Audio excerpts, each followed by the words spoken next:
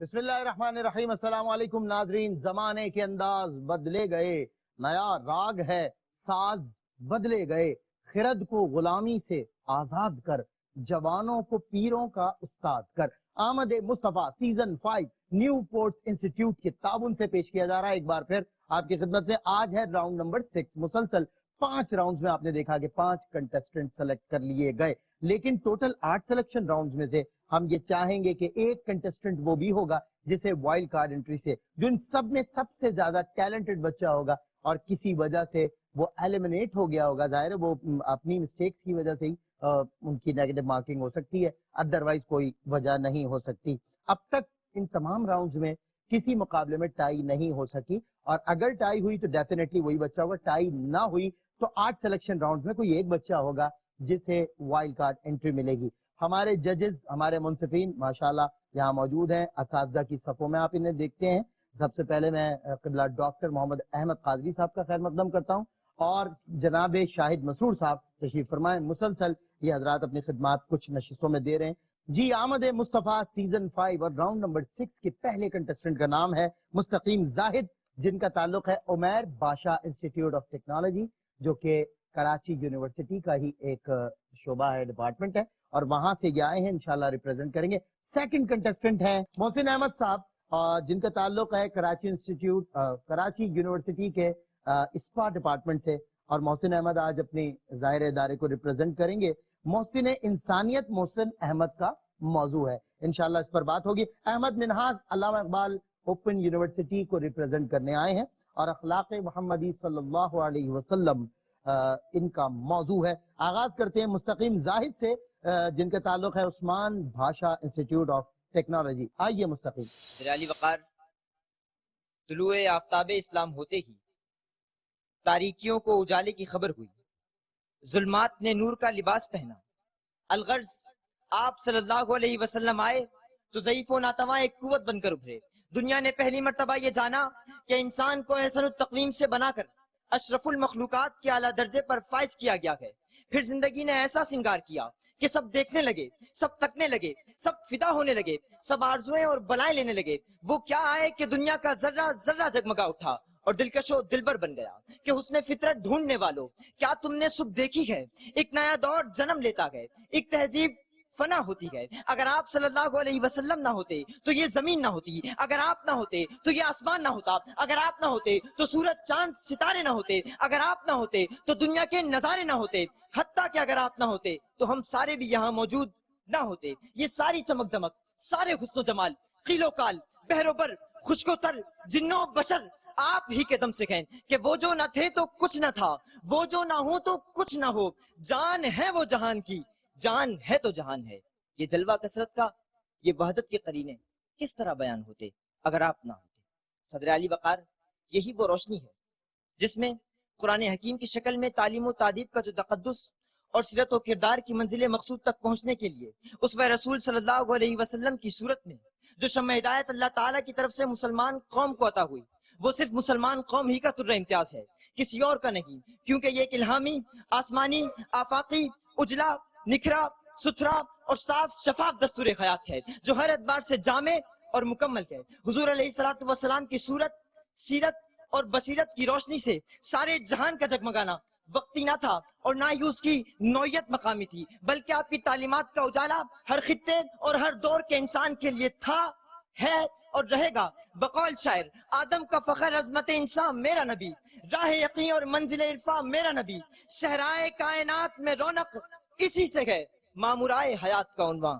میرا نبی۔ میں ڈاکٹر احمد قادری صاحب سے جانتا ہوں کہ مستقیم زاہد کی تقریر میں آج انہیں کیا کچھ نظر آیا، کیا کمی تھی، کیا اضافت تھی؟ جی ڈاکٹر صاحب۔ مستقیم بہت اچھا بولے ہیں ماشاءاللہ، لیکن معاملہ پھر وہی آتا ہے کہ جو بنیادی کتب ہیں، ابن ہشام ہے، ابن اسحاق ہے، مدارج النبوت ہے، وہ حوالے نظر نہیں آتے، وہ احادیث نظر نہیں آتی، قرآن کریم کی آیات نظر نہیں آتی۔ اگر یہ مواد نہ ہو تو آمد مصطفیٰ صلی اللہ علیہ وسلم کو بیان کیسے کریں گے آپ؟ پھر اس کے بعد جو ریمارکس میں سمجھتا ہوں کہ خاص طور پہ تلفظات میں قوت اور قوت میں فرق ہے، ٹھیک ہے، شکل اور شکل میں فرق ہے، فخر اور فخر میں فرق ہے، ٹھیک، تو ان چیزوں کو ذرا خیال رکھیں، انشاءاللہ بہتر ہوگا۔ بالکل ٹھیک ہے۔ شاہد مسرور صاحب۔ یہ اضافت کی بات ہے طلوع آفتاب اسلام جہاں سے تقریر شروع ہوئی۔ اچھا اب میں آپ سے ایک بات عرض کرنا چاہ رہا ہوں کہ ہم دین کو اگر اپنے طور پہ محدود کرنے لگیں تو پھر تبلیغ کیسی؟ قرآن حکیم صرف مسلمان قوم کے لیے نہیں ہے۔ الف لام میم ذالک الکتاب لا ریب فیہ، ٹھیک ہے، یہ ہدایت کی کتاب ہے کس کے لیے؟ ھدی للمتقین الذین یؤمنون بالغیب ویقیمون الصلاۃ ومما رزقناہم ينفقون، جو ہدایت حاصل کرے، ٹھیک، جو رجوع کرے، جو اللہ کے رزق جو بھی بیان کر دیا گیا۔ تو یاد رکھیے گا بالکل ٹھیک، کہ جس طرح آپ صلی اللہ علیہ وسلم کو تمام انسانیت کے لیے محسن اور تمام عالمین کے لیے رحمت بنا کر اللہ تعالیٰ نے بھیجا، اس لیے قرآن حکیم جو ہے وہ ہر انسان کے لیے بشرطے کہ وہ ہدایت حاصل کر لے۔ بالکل ٹھیک ہے۔ سیکنڈ کنٹسٹنٹ محسن احمد ہے، اسپا بائی کراچی یونیورسٹی۔ آئیے، اور ان کا موضوع ہے محسن انسانیت صلی اللہ علیہ وسلم کی ہیبت اور روح پروری کا عالم، کیا کہیے صدر علی وقار، کہ روئے زمین نے اس سے پہلے ایسا منظر نہ دیکھا ہوگا۔ چہار جانب ہی کفر و شرک کی اندھیر گھٹا کا پہرا ہے۔ ابراہیم اور اسماعیل کی امانت بتخانہ بن چکی ہے۔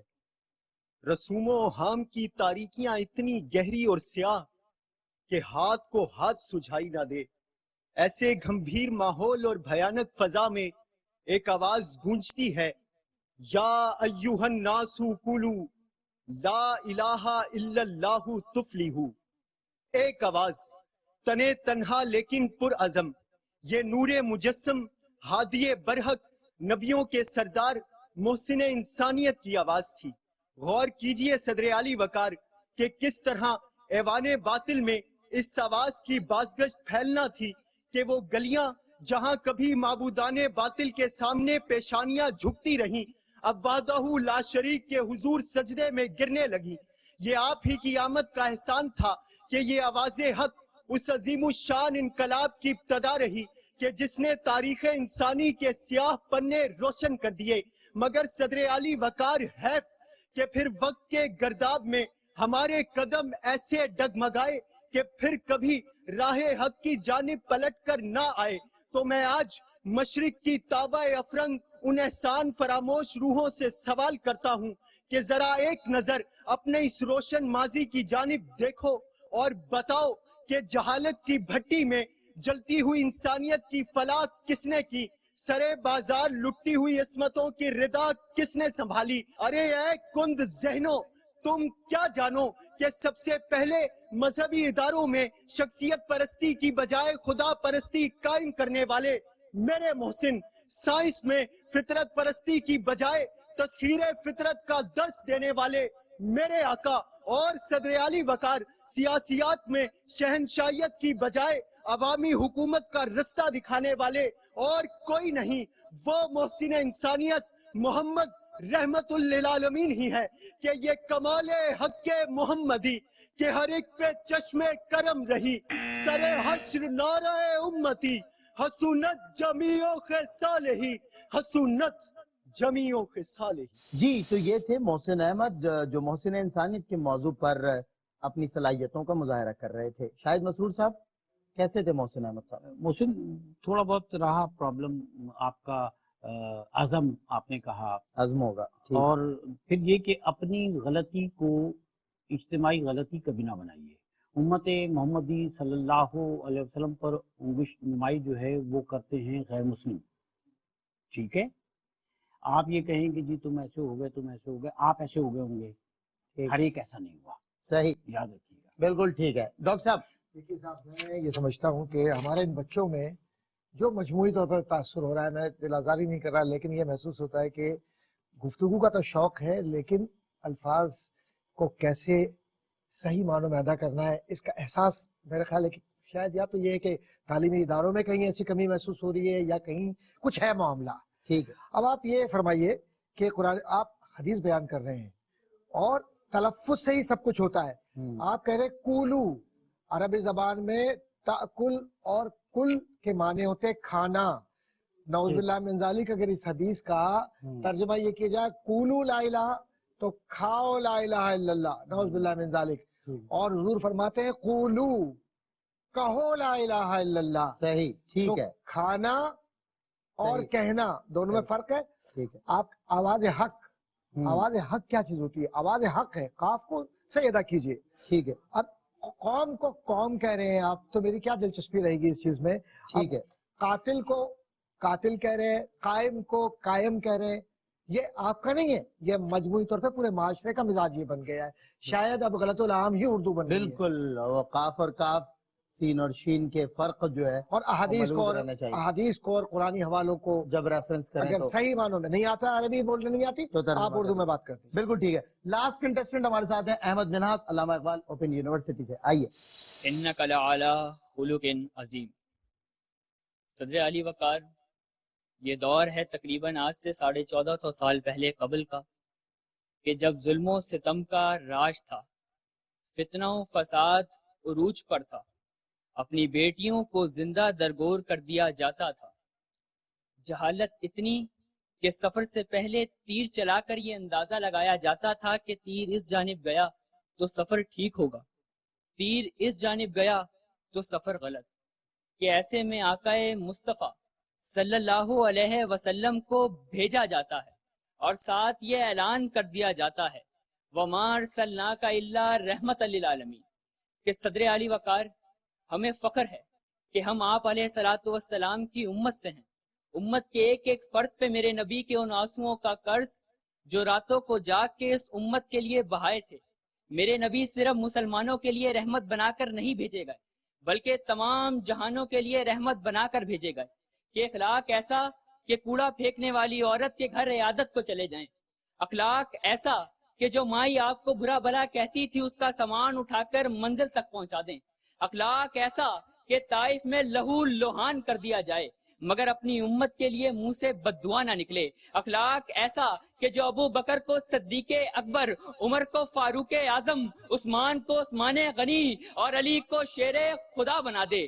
یہی وجہ تھی کہ مائیکل ہارٹ نامی عیسائی مصنف نے جب 100 عظیم انسانوں کی کتاب لکھی تو آپ علیہ الصلوۃ والسلام کا نام سب سے پہلے لکھا اور یہ تسلیم کیا کہ آپ علیہ الصلوۃ والسلام دنیا کے سب سے عظیم انسان ہیں.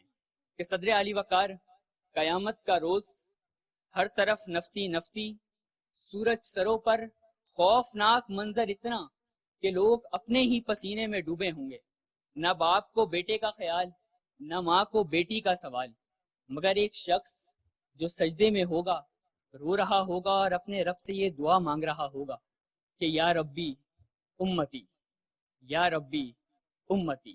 کہ نام محمد کا لینے سے دلوں کو سرور ملتا ہے، نگاہیں فکر کو تازہ شعور ملتا ہے. نصیب چاہے کیسا بھی ہو، محمد پہ درود پڑھ کے رب سے جو مانگو ضرور ملتا ہے. آپ سب کی سماعتوں کا بے حد شکریہ. ڈاکٹر محمد احمد قادری صاحب، اس بچے سے متعلق آپ کی رائے مجھے شارٹلی سننی ہے، اور پھر آپ کی اور پھر فیصلہ. احمد منہاس کے لیے جی معاملہ یہ ہے کہ پھر وہی آتی ہے بات، قرآن کریم کی آیت پڑھی جی وَمَا أَرْسَلْنَاكَ إِلَّا رَحْمَةً لِلْعَالَمِينَ، جی تو اس کی ذرا سے اس طرف توجہ دیجیے، قرآن آیات کی طرف. دوسرا تلفظات کا مسئلہ سب میں ہے، سب ظاہر تو ہے. لہٰذا سب مساوی ہیں. ٹھیک ہے. ایک ہی صف میں کھڑے ہو گئے محمود و ایاز، نہ کوئی بندہ رہا نہ تو کوئی بندہ لہٰذا نواز.